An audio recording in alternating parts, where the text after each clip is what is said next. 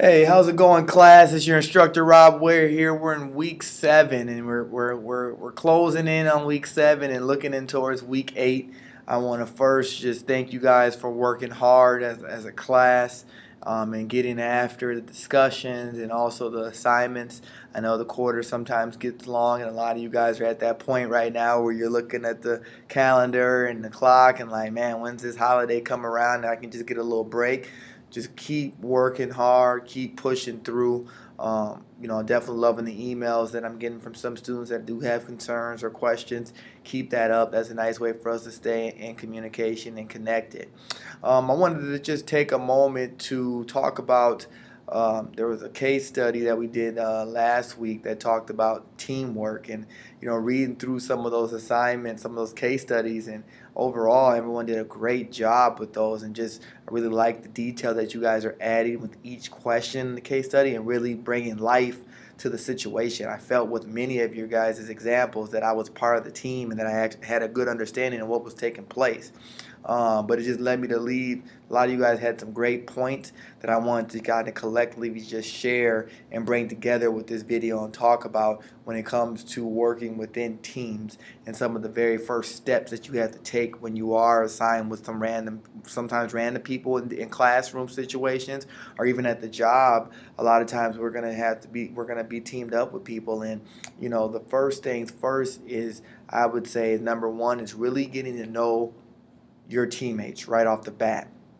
Um, and that can be done with a leader taking charge. Um, and if not, that could be someone stepping up and saying, hey, let's take a moment here before we even get started, and let's tell me something new about you or whatnot. Or just trying to get familiar with each other and seeing kind of what do we have in common, what are our strengths, what are our weaknesses. That's the number one thing.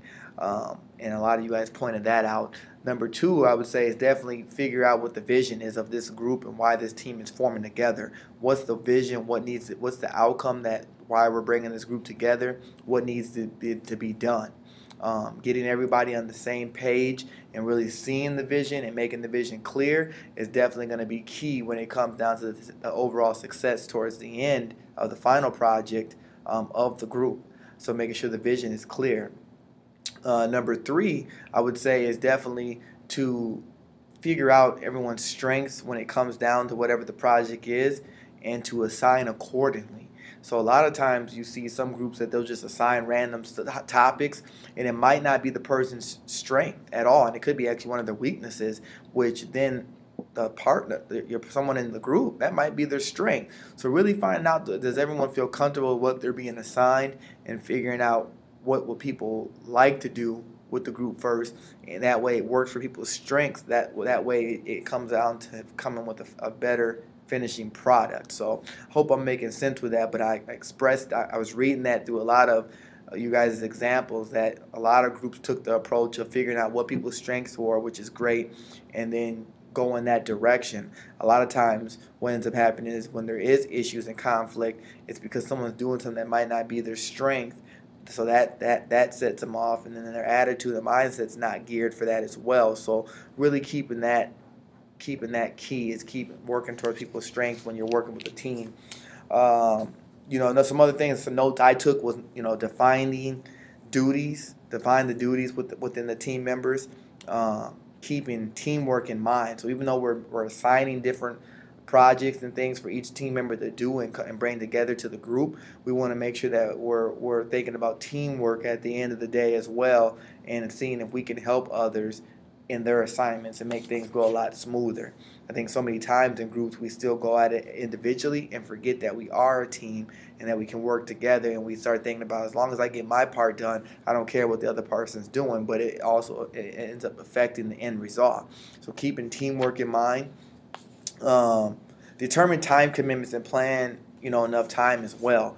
So making sure that there's enough time to achieve your job, whatever's assigned to you, but also the overall goal of the team as well. So making sure there's enough time and that you're not running into time constraints where it's just too packed and things are getting rushed. And then the biggest thing is just giving support. I mean, people are going to mess up, and we got to keep that in mind when working with individuals, working with teams, that people are going to mess up. Sometimes we just drop the ball as well.